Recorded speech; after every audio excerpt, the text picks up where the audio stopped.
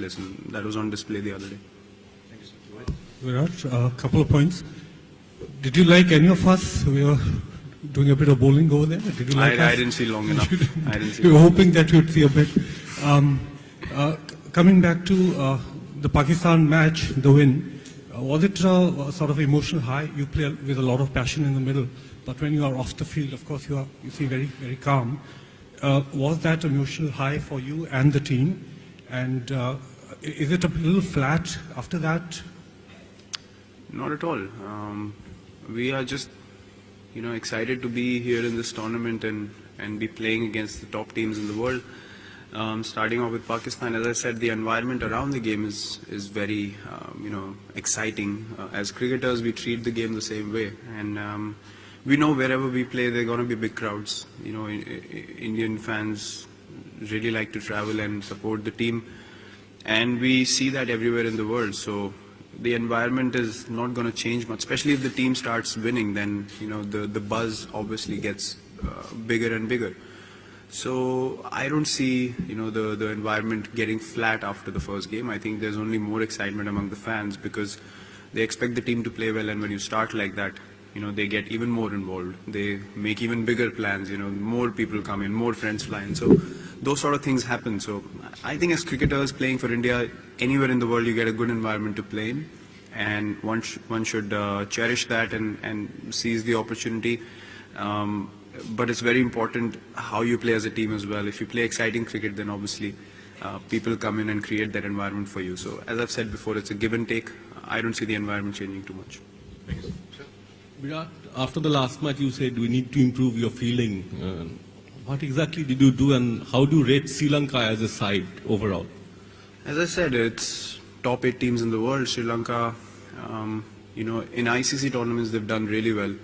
If you see their record over the years, they've always been a side that, is always either reached semis or close to, reaching the semis, and they've reached finals as well. So they have got talented players in their team, no doubt about that. They're a young team as well. They're going through a transition phase, but they have the sort of players that can, deliver match-winning performances on their day.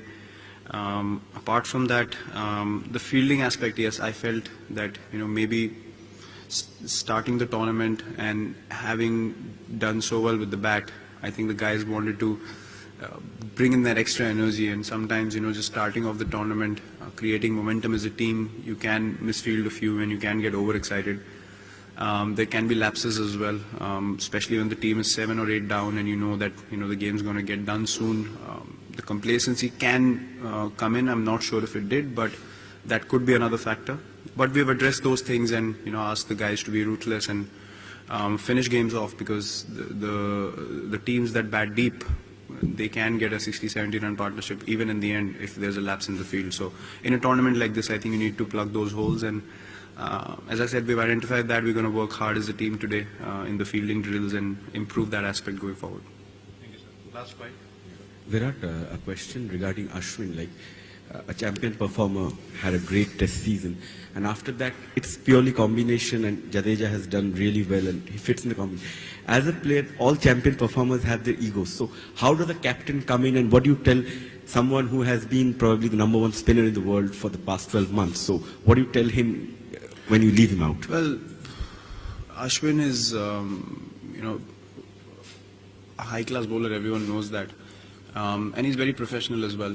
He understood the dynamic of the side that we picked in the last game, and he was absolutely fine with it. He just, he told me, I support you, whatever you want to do, and that's always been our equation. We've had no we do have disagreements on bowling plans and all those sort of things, because he's a very smart guy and he has his own plans in place.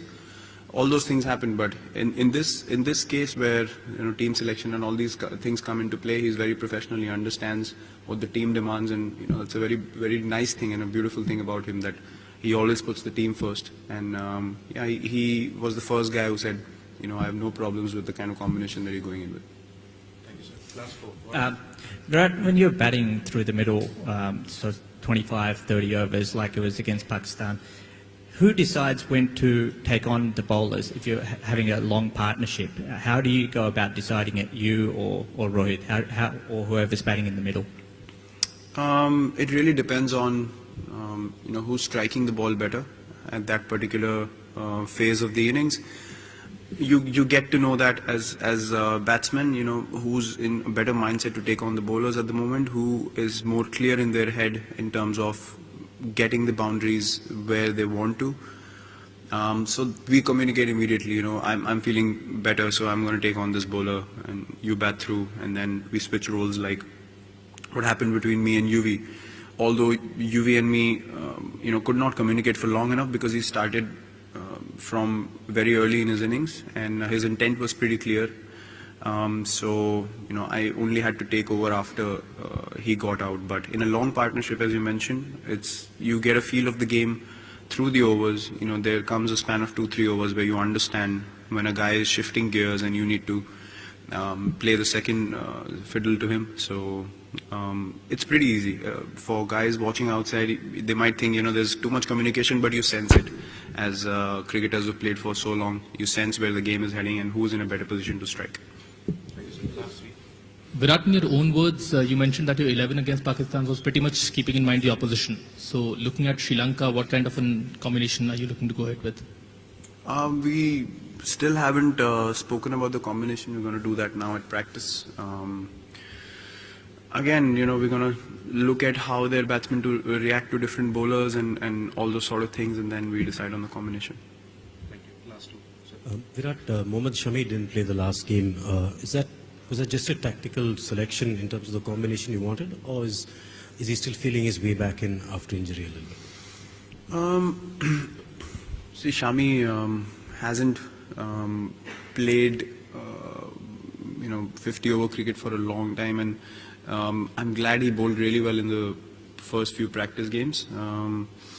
But I felt that Umesh, Bhuvi and Bumrah had much more match practice and the performances to back that up in the last few series that we play. A bowler like Shami will always be in your setup because we know about his abilities, and he's a sort of a guy who can win you games in any form of cricket. So yeah, he's feeling his way back into the groove, and he's certainly an asset. If God forbid something happens to someone, then we already have another guy who's ready to strike and who's proven himself. So this just shows our bench strength. Virat, in the last match you had to take two important but slightly unpleasant decisions. One was leaving out Ashwin, and second sending Hardik in place of MS. How hard were the decisions now looking back? Not hard at all. As I said, it's very hard for people watching outside, but the kind of understanding we have within the team, it's difficult to explain. We have a lot of respect among the players and trust among the players, and there's no issues whatsoever. I mean, I'm not saying this because I want to make it sound good, but if you guys ever end up experiencing the changing room environment, you will understand what I'm saying. That there's absolutely total transparency, and everyone respects and understands what we decide to do as a team. So I think that's a beautiful thing to have, and all the guys, as I said, trust each other and believe in each other. As I said, it wasn't hard because I knew that the guys are going to understand. So if people react to it differently, then it becomes an issue. But if everyone's supportive of it, then you have no issues at all. एक ज़माना था कि wicket green होती थी तो लोग सोचते थे कि हमारी आंखें पीली हो रही है, लेकिन अब ज़माना बदल गया है कि विकेट ग्रीन है कि तो हमारी बॉलिंग देखते हुए दूसरों की आंखें पीली हो जाती है. ये बदलाव के बारे में क्या कहोगे? अच्छा लगता है सर, काफ़ी अच्छा लगता है कि हमारे पास अब ऐसे सिर्फ एक दो नहीं 4-5 बॉलर्स ऐसे हैं जो कभी भी गेम को बदल सकते हैं अपनी स्किल से, और इस चीज़ से बैट्समैन को बहुत कॉन्फिडेंस मिलता है क्योंकि आपको पता है कि आपके बॉलर्स अच्छी बॉलिंग करके देंगे, और एज बैट्समैन आपने अगर अच्छी बैटिंग कर दी तो मैच आपकी तरफ ज़रूर आएगा. स्पेशली मैं बोलूँगा टेस्ट क्रिकेट में, वनडे क्रिकेट और T20 में बैटिंग से आप आउटराइटली मैच जिता सकते हैं, but I think test cricket में वो बहुत बड़ा डिफरेंस होगा क्योंकि जहां आपके बॉलर्स ने एक दिन में अच्छी बॉलिंग कर दी, फिर एज अ बैटिंग यूनिट आपके पास और टाइम मिल जाता है मैच को कैपिटलाइज करने का, और फिर आप उन पर ट्रस्ट करते हैं कि उस सेकंड इनिंग में भी डिलीवर करेंगे क्योंकि उनके फिटनेस लेवल्स ऊपर जा चुके हैं. तो आई थिंक हम बहुत अच्छी पोजीशन में हैं अभी, और इन बॉलर्स का ग्राफ ऊपर ही जाने वाला है, जितना मुझे समझ है गेम की और जितना मैंने इनको देखा है. तो I wish them all the best और होपफुली वो मैच विनिंग परफॉर्मेंसेस देते रहेंगे इंडिया के लिए. लेकिन बहुत अच्छा लगता है जब हम दूसरे बैट्समैन हमारे बॉलर्स के अगेंस्ट भी थोड़ा इंटिमिडेटेड फील करते हैं, तो काफ़ी अच्छी फीलिंग आती है. थैंक्स.